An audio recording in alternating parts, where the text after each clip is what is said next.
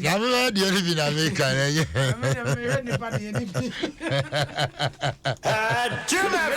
Any but me. Ya samo. And as well, na me be. Then the difference. Surely it is. The Chronicle. Sure. Chronicle today. Brasso Sam Cratano. Ochiman, Wahimpong, ya, or tear drum ho. Or Sergeant for motive for penny, ya, or Tosuminu, or the Nessasum, no, the bureaucrat, and what I say, someone said, say 2 years ago, and last year now, conforbi cum. And Crophobia or Homoco 2, Mooney Binia, there 1 year, and them say a bitramoco. My or chain it about 2 just say, Nensa Sono, a chamun sassen sono. Yeah, I was soon say, was one is said dear. I come for a G, a chamun sassan a bosono, but 2 million. Now, sir, or Henny de Betu, Jape, and a month for years. And no dear waka dear, Nenso so funny emfa. Na wamu fane ne se nyesa ano ehwa na wamu frase ede emra etentam ohinkesie wo wa na we komfo we lawyer frɛ no komfo we lawyer chro no komfo we lawyer sama no ejele sade no emra nti ene enkrofo fa ahodie e bo hu da wurenti eno na akoye asɛm a ama ochehene but I na ntimi amamu Dan Oforiata wono ene secretary ewo ofopani fie ene ode asemi ato Chronicle enim enti so chehene ka so obeyi esumansem ene abosomsem afri ne nsa asene so no wantumi dia na nyese bia wotenteso to form no wasa famene na emom ayete se amanfo se fa ahodie human rights nti wo mo de court ena tata no nti ne da so anopai ba kono no ana NDC jam training Samuel Ofoswampofo brasa me photo asedan ana wokeka bidire kire mrahye bedwam chiame pani advance man na kenzo se mrahye bedwam chiame pani wa breo ana woka kire ne se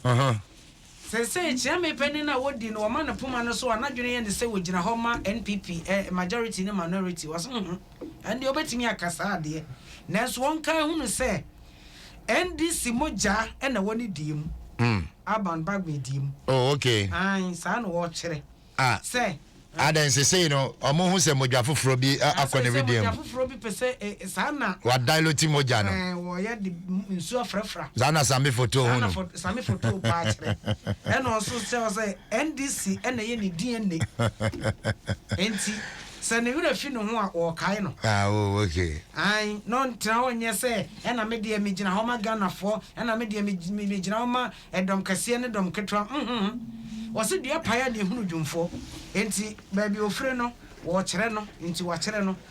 na ototo niema a ontoto ne niema no eyim ana so for share amarabon sam so kode opon kromanso mfo ni da ena wo kire se abai gunchise so a wo ya say broadcasting bill enche bia ye betimi no say abai no ne da obonwuma no tisa geba no wo mom keke ka ho nyina di nkita ho ansa na ya pass bill na mom ewie kire nkonkoye say ye fa sa kwan no so abekekere ensanchorofo nsa guo machi enti wo say abai wo yes ade no tactically pa enkofa o how bia ma say because so senchofo nso ye kwacheche o monsa gu o machi nso a eno so beda na asem SMP e dia ma o man no kaduma mi de dia no pai Chronicle so te na oche wie Friday no asem na si ye no oche oh met e ohene na ne funu ayira mete pa no hino so funu tumi yira ma ne ye much hosu government hospital na make am ho na yira ye enti say ye ka say empa no mutintim ya na nko de ba da na pa de coffee no nyina no empa ne si wo body ne nda so body ne wo ma hu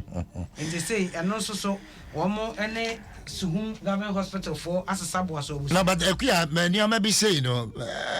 ejamo na munni mu hu mu kakra etimi sisa say body agira body e one more chere na so when you sam yamfa home na come hospital ye the body oh sir je body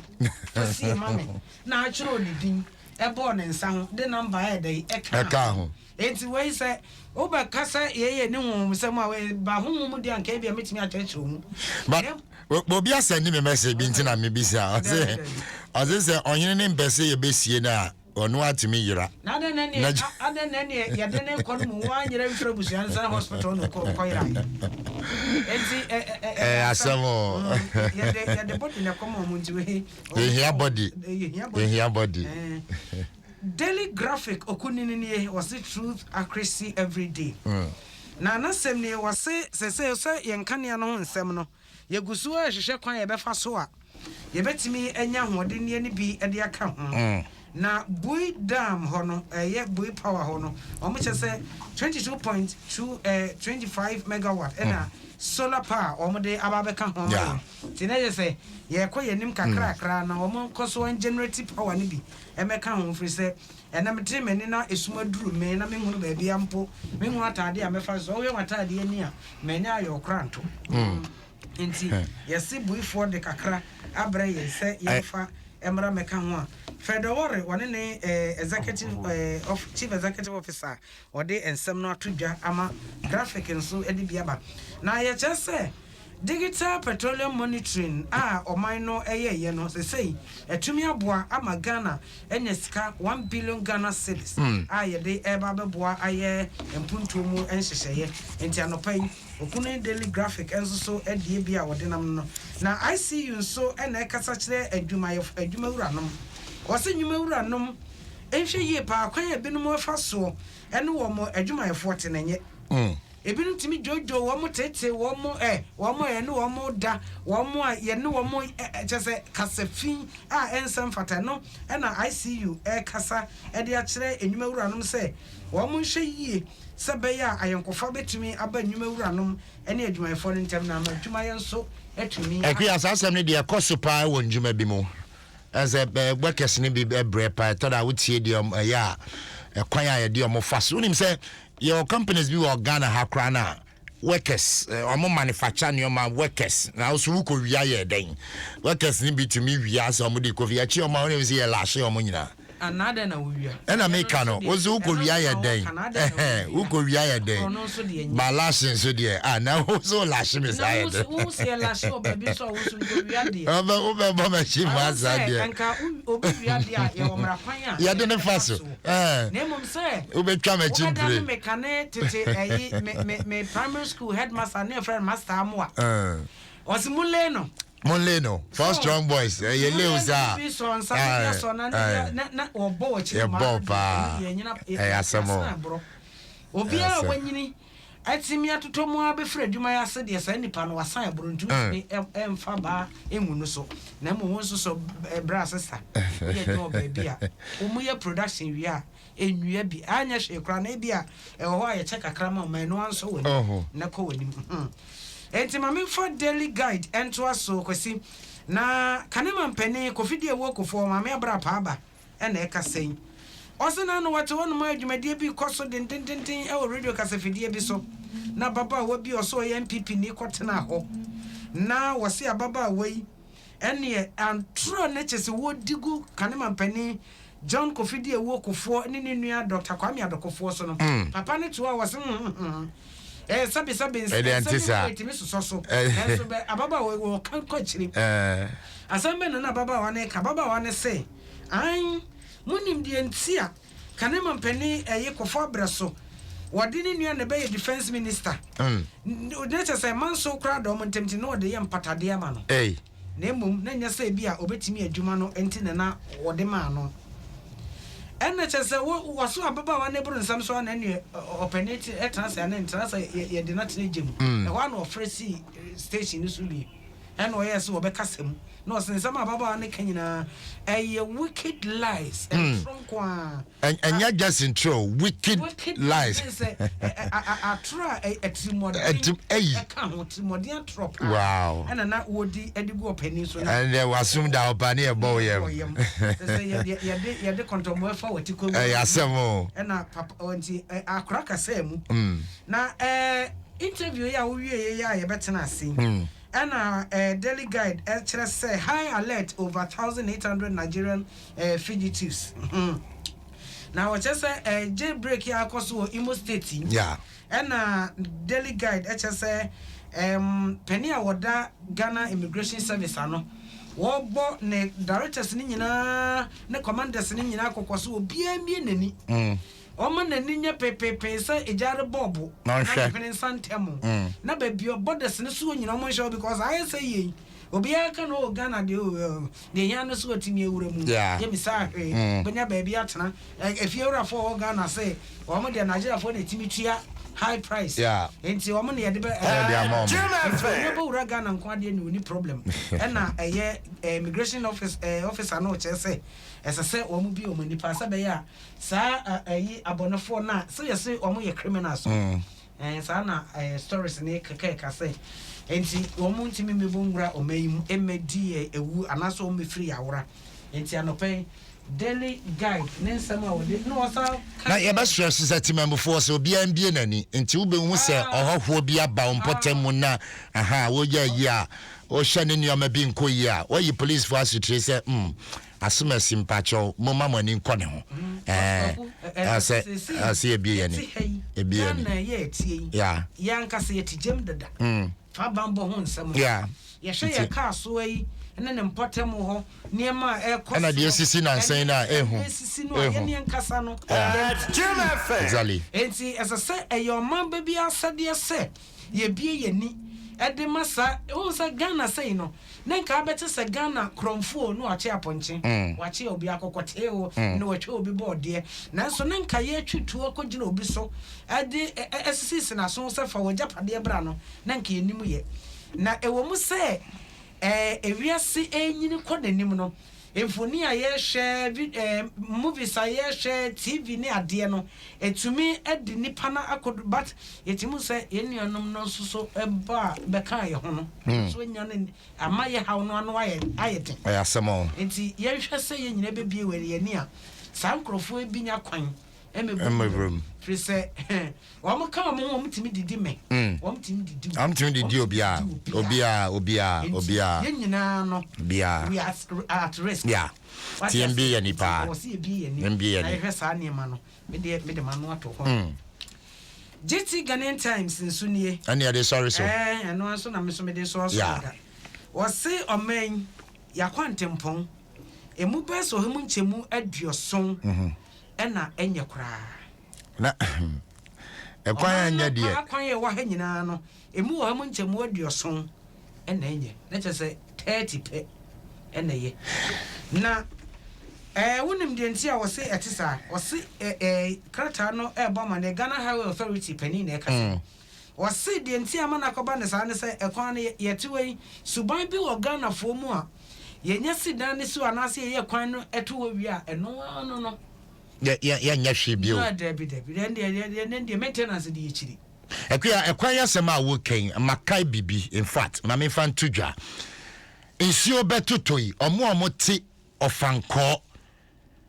ati ofanko barrier ho on say runabout ketwa na obeye we consawam we focus in fact sa overhead na se ekua sensio to na eyiri a on obosi ya din crofo share chire cars abekam minim the way omo construction ni wo hwan sio to a no mo se gata bi wo ho and still I to me now she so maybe a filling station no no me hu pa am se gata bi nam ho na say antini ye ho am penne an hyenani kire baby yesefo na sometime back na assembly woman wo nso no ta okogina ho no wo su no wo fankrofo just mintias here minim say answer na be construction constructive kwan and a project bi no ye feasibility studies ye nyesi ye fiti ya na ye kwan o ye be ya hwe omukro omo wa around compensation bi wo hwa ye tu omo se ye de mom nti ye yantwen ho hu se gata kese bi da ho nti ye wie na nsuo to a sa gata ne be overflow abakwan so hey, na wo hwe so wo tesa no ya traffic light kese na se wo mehu opa wo ensu to kese na eta ho eho so ubo se ata I'm sure police depot ho no na benyina ebeta ho sa police station no ansa na jai eta ho saa I'm sure say na ufiri ho na uda no wani hwe Hansonic ho odoko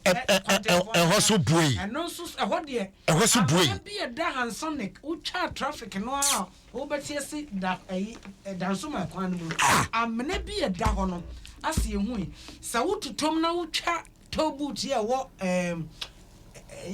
ekwanse ut amasamai ho kono yeah utra ho ne se ututom ko wani mu a enye kaso akwanse so buoy ho so to no ofi standards authority na wo ko okponglo ho so saa nsuo to a ta kwan no mu ani mini mi entie ye construct kwan ya na ya ye kwan ne se de nsuo beto abetam enti ye ne sen odwene ho a wonti ase and you know it's your toy and I'm on penny for so far home. But I'm shocked to say obian to me why your technical advices you will be Bia or Ghana but I did be a bayani SMC I say expert in this consultant in that Radiesu my God no identity yes solve the problem yeah him say e kwan ne nye yes solve ya mankrofo afa ya construct kwan na nsuo beta so na kan konum